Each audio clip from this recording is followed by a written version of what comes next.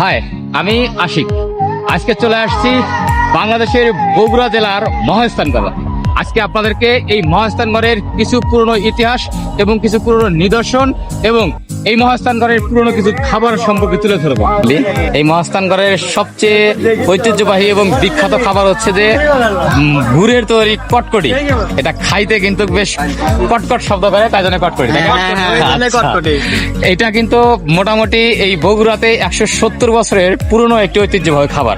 বাংলাদেশের মাটিতে লুকিয়ে আছে হাজারো পুরনো দিনের ইতিহাস, যে জায়গায় ইট পাথর বালিও ইতিহাসের কথা বলে। এই মহাস্থানগড়ে আরেকটি ধর্মীয় এবং বিখ্যাত এবং ঐতিহ্যবাহী স্থান এটি। এই দেখেন, এটি স্থানীয়ভাবে বুরহানের মাজার নামেও কিন্তু পরিচিতি।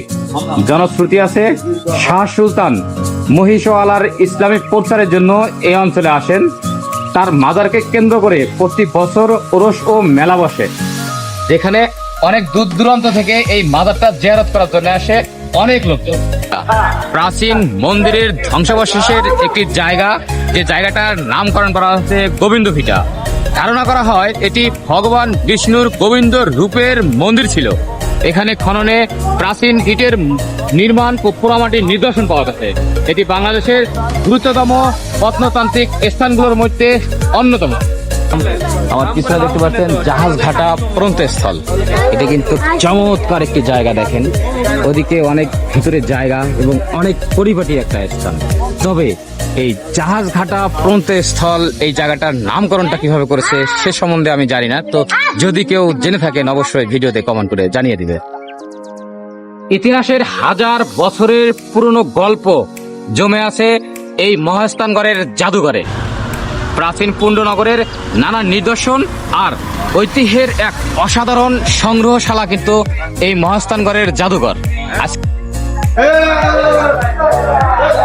আর এই জাদুঘরটা দেখার জন্য বাংলাদেশের বিভিন্ন জায়গা থেকে লোকজন আসে এই পুরনো নিদর্শনগুলো দেখার জন্য, পাশাপাশি এই মহাস্থানগড়ের নানা ধরনের ইতিহাস সম্বন্ধে জানার জন্য।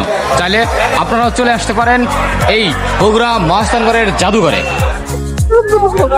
এই মহাস্থানগড়ে কিন্তু আরেকটি প্রাচীন আমলের একটি কুয়া আছে, দেখতে পাচ্ছেন।